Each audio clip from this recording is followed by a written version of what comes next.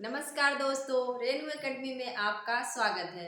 दोस्तों, हम प्रेम और मस्ती के काव्य को पढ़ रहे हैं। उसमें जो प्रमुख रचनाकार हैं उनकी रचनाओं को याद कर रहे हैं।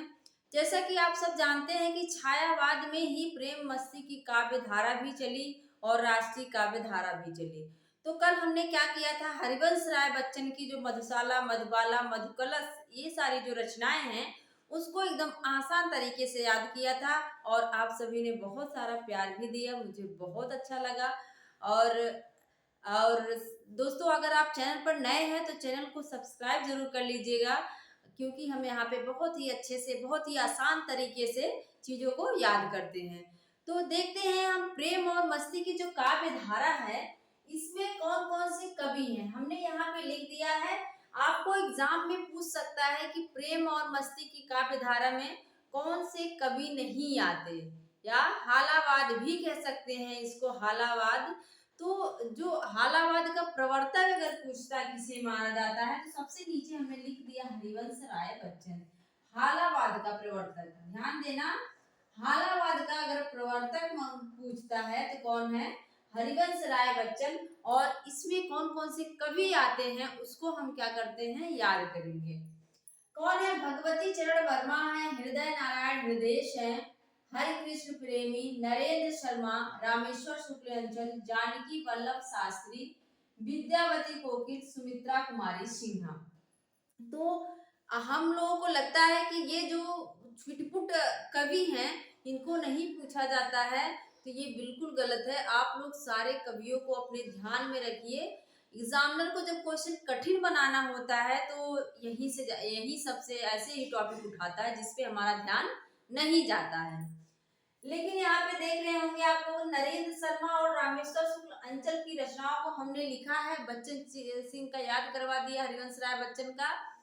तो इनकी जो रचनाएं हैं यहाँ से अक्सर एग्जाम में पूछ लिया जाता है, प्रवासी के गीत किसकी रचना है, या फिर पूछ लेगा प्रभात फेरी किसकी रचना। अपराजिता बहुत पूछता है, मधुलिका, अपराजिता मधुलिका ये किसकी रचना है। तो इन्हीं को हम क्या करेंगे, एकदम आसान तरीके से ट्रिक से याद करेंगे।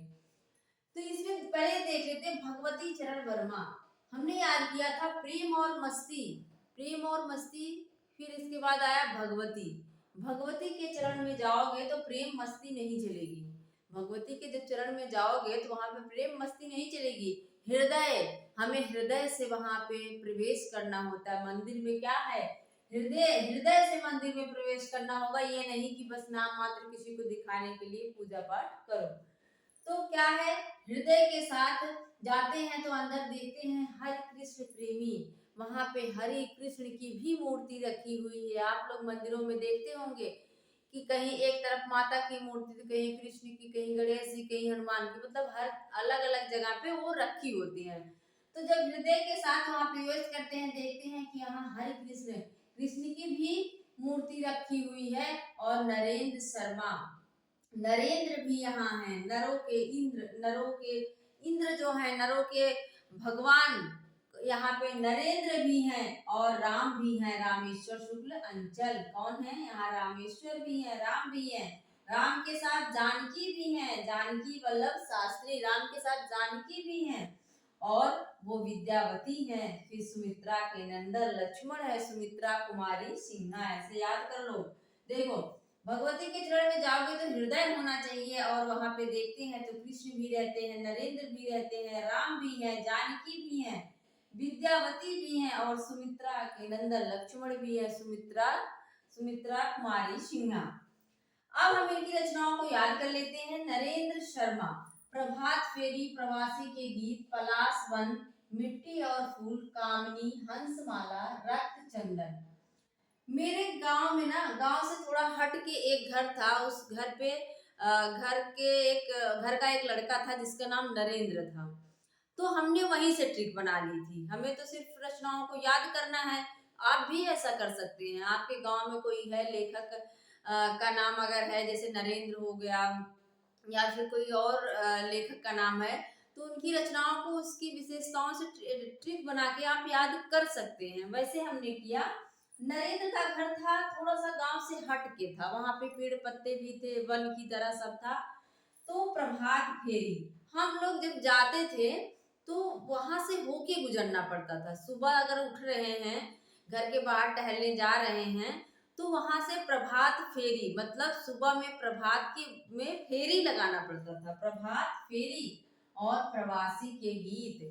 फिर क्या है, प्रवासी के गीत, वो हमारे प्रवास में ही था। हम लोग वहाँ गाना भी गाते थे, प्रवासी के गीत। पलाश वन, वहां पे हमने बताया कि चारों तरफ वन की तरह, एकदम जैसे वन लगता था, बगीचा, वन भी था, पलाश का वन भी था। और वन है तो मिट्टी और फूल तो रहेंगे ही, वहां पे मिट्टी और फूल भी रहता था। फिर क्या है, कामनी, और उस फूल का हंस माला भी बनता था, जिसमें से चंदन की खुशबू आती थी। फिर से देखो, नरेंद्र शर्मा है, नरेंद्र का घर कहाँ है, प्रभात फेरी, एकदम किनारे है प्रभात। हम लोग रोज सुबह वहाँ फेरी लगाते थे। प्रवासी के गीत भी गाते थे, वहाँ वन भी था और मिट्टी और फूल भी थे। कामनी, हंसमाला, और उसमें से माला जब फूल की बनाते थे तो उसमें से चंदन की खुशबू भी आती थी। इस तरह से आप क्या करते हैं, रचनाओं को याद कर सकते हैं। फिर से यहाँ देख लो, रामेश्वर शुक्ल अंचल है, अंचल से हमने अपनी ट्रिक बनाई हुई थी। अंचल, अंचल कैसा है, मधुलिका, बहुत ही मधुर। आंचल, जो माँ का आंचल होता है, वो कैसा होता है, बहुत ही मधुर होता है, बहुत ही सुख देने वाला होता है। कैसा होता है अंचल, बहुत मधुर होता है। मधुलिका, अपराजिता, माँ का आंचल सबको पराजित कर देता है, मतलब वो पराजित नहीं होता। आंचल कैसा है, अपराजित है, वो किसी से पराजित नहीं हो सकता है, अपराजित है। और वो आंचल जो है वो किरण से भी बचाता है। सूर्य की अगर धूप पड़ रही है तो माँ का आंचल क्या है, अपने बच्चे के ऊपर पड़ जाता है, अपना खुद नहीं ओढ़ती, लेकिन बच्चे को जो है किरण से बचा लेती है। फिर क्या है, करील, करील भी एक क्या होता है, पेड़ होता है। और लाल चुनर, वह आंचल कैसा है, लाल चुनर, लाल चुनरी की तरह है। वर्षांत के बादल, मोस्ट इंपॉर्टेंट है दोस्तों, वर्षांत के बादल पूछा जाता है। वर्षांत के बादल, वर्षा से भी, वर्षा, अगर वर्षा के लिए बादल दिख गए आसमान में, वर्षा से भी क्या है, आंचल हमारी रक्षा करता है। फिर से देख लो, आंचल कैसा है, मधुर है, मधुलिका, वो किसी से पराजित नहीं होता, अपराजित है। और अंचल क्या है, किरण से बचाता है, करील की तरह है, करील के पेड़ की तरह है।